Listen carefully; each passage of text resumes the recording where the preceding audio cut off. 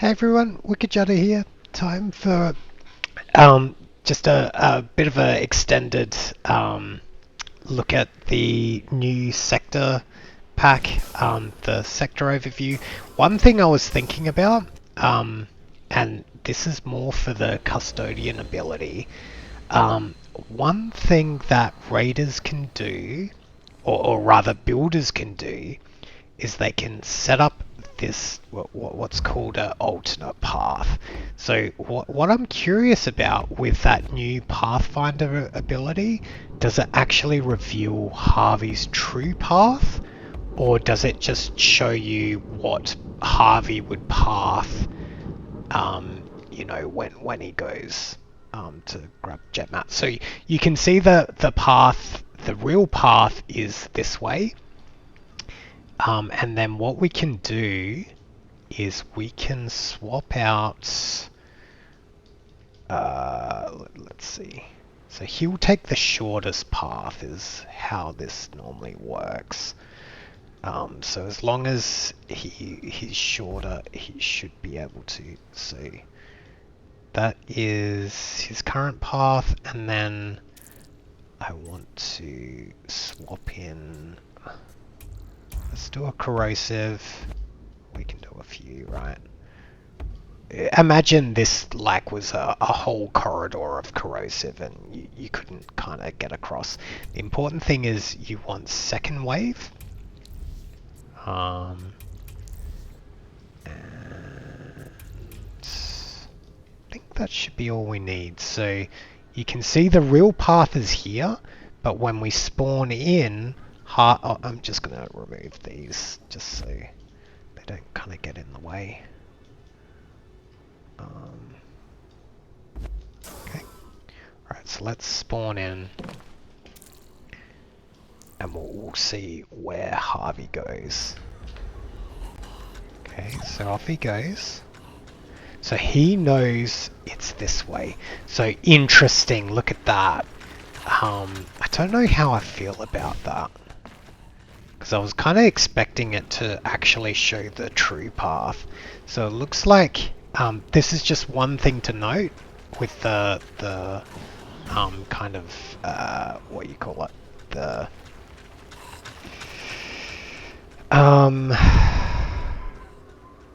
new Pathfinder biolink is if we kind of, so if we grab that, now you can see Harvey's going that way. It does then update this, so it's basically wherever Harvey goes, then it shows. Okay, and one more test. It's probably not going to change anything, but I'm just curious to see how this all kind of plays. So if we test again. Okay. So right now the arrow's going that way. Yeah, so if Harvey dies, we can still see it. And then I'm guessing if we pick up the wow, that just stands out so much. Then that arrows kind of updates. Okay, cool. Good to know. Was there anything else we wanted to check out before we kind of call it? So no new traps, which is fine. Just the biome stuff. There were more changes, so I know Ravager got some changes. So I'm curious to see how that plays out. It's gonna just clear out a bit of space. Okay, so Ravager. I want to make sure he's on a tile by himself. Okay, let's try without range and see how he goes. Okay, let's test that. I saw briefly the patch notes. I think there's changes to the Iron Claw. and like some nerfs to the incinerator. Okay, so there's the engage. Okay. Yeah, look at that. It's still kind of... I think it's better, but... Okay, so that's good.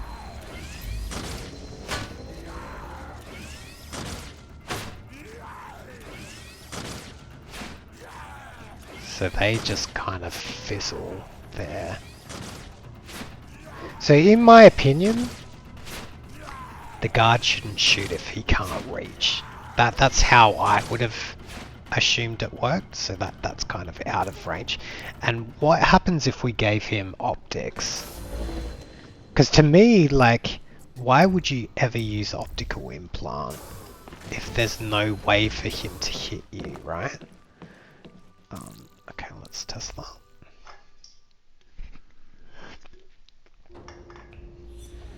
Okay. Okay, so he's engaging.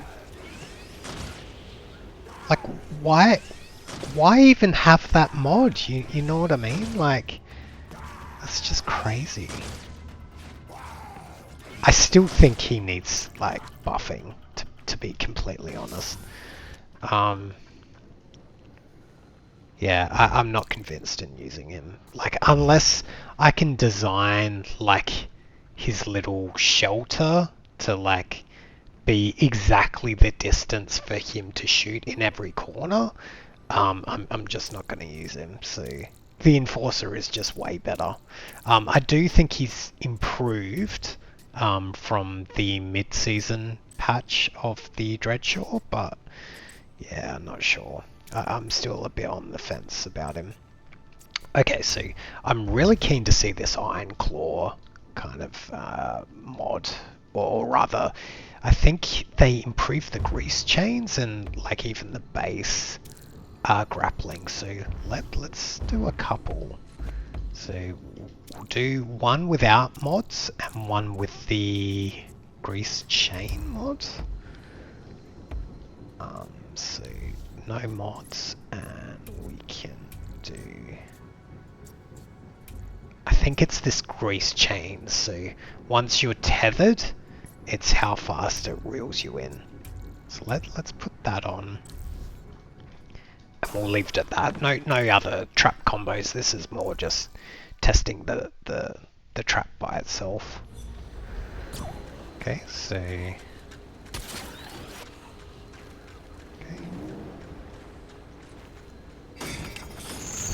Yeah, look at that. That is faster for sure. Alright, can you let go, please? So, just... Yeah, look at that. That's cool. And I forget if this was always the case, but... Like, where's the range? Like, it's... the fourth tile? The third? Yeah, the fourth tile? Yeah. So if I pull back, that's kind of cool. I'd have to test it a bit more. Just gonna, and then this is with that grease chains. Wow! You see that? That's like lightning fast. That's crazy. I think that mod is like actually now quite good. Let's now also test with the quick launch as well. So I'll just remove this. We'll see how that activates. Because for a long time I've kind of suspected this trap needs a bit of a buff. Okay. Alright, so... Okay, so that is a little bit closer to...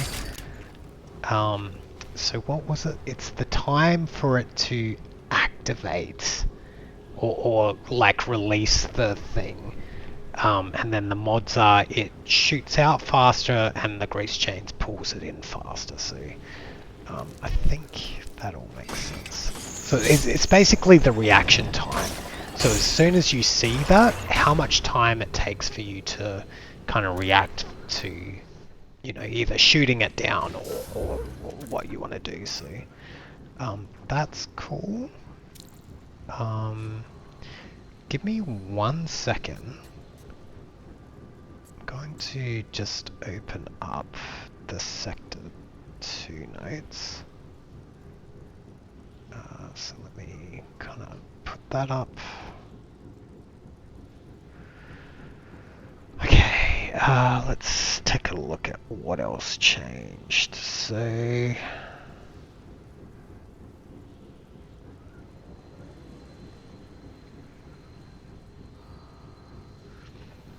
okay, so some cost changes. Talk about the Ravager change. So the attack spread pattern has been reshaped to be wider, decrease the charge time. Then traps, the warning time is decreased from 1 second to 0.7. The quick launch mod grapple fire speed has been increased, so that's like the fire out. They don't actually say how fast. I thought they also did the grease chains. Oh, interesting.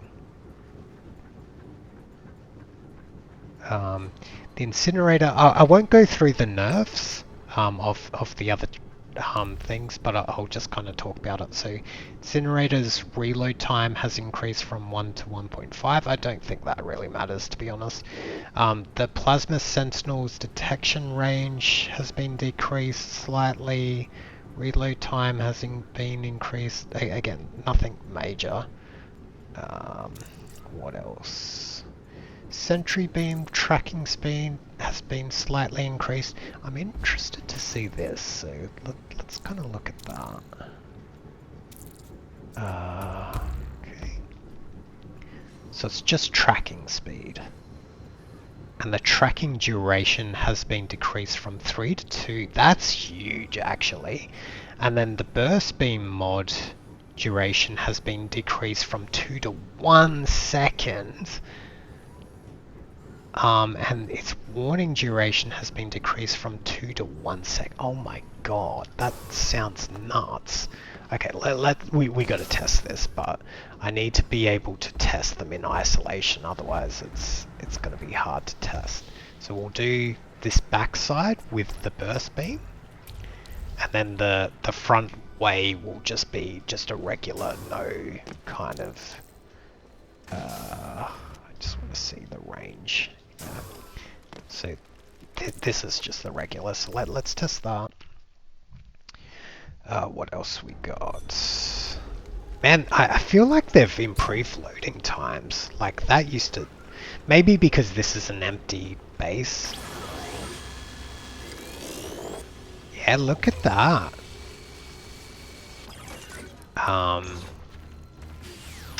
It's still like between that warning phase and the firing phase, it's still a little laggy. But it does look like it tracks you closer. It just kind of, that tracking time is just less. Yeah, but see that warm up, you still have time to dodge it, right?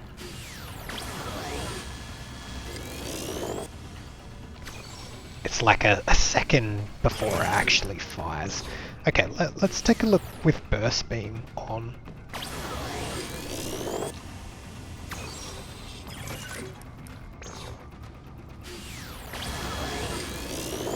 Yeah, that's almost immediate now.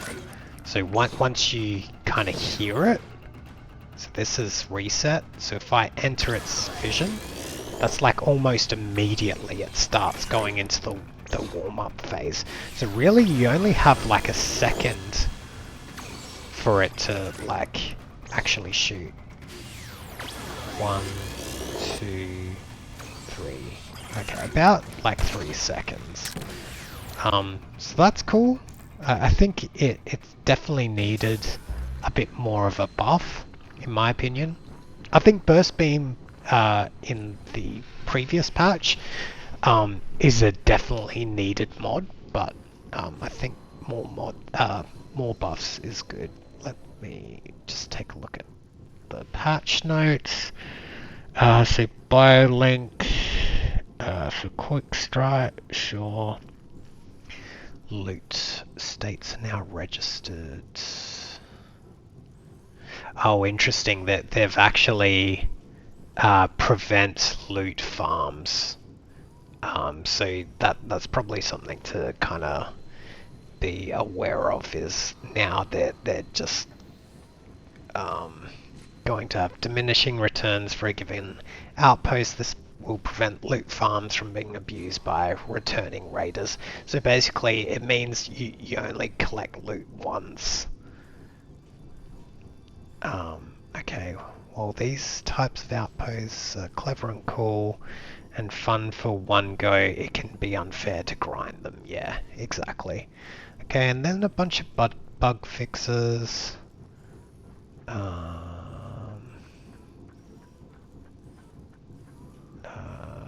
have fixed issue.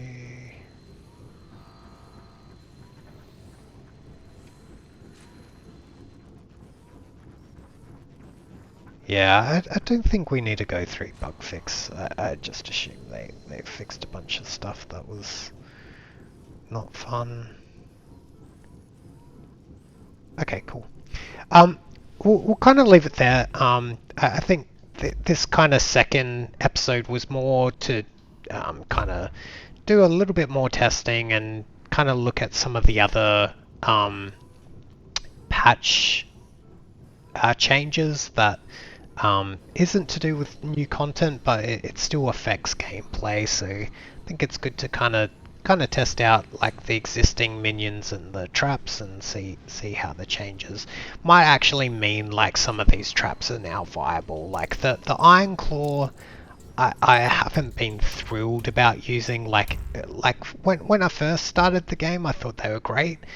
They can work, like especially with like bases where you've got like corrosive kind of corridors and like you kind of force the raider to kind of retreat into this and it drags you through. So like there's ways to make them work, but hopefully with this change it makes them more viable. Like, you know, you could have like say like a kind of a Iron Claw here and it pulls you in and then drops you, right? So if you had like, you know, the grease chains and the catch and release, I kind of put it in a bad spot, but we can kind of give this a quick test before we go. So now if I kind of run across, oh interesting, maybe it hit the back wall there. But yeah, you could see that could work. So anyway, let's kind of leave it there. So with that, thanks everyone for watching. If you like this kind of content, consider liking and subscribing. It really helps us out. And we'll see you in the next one.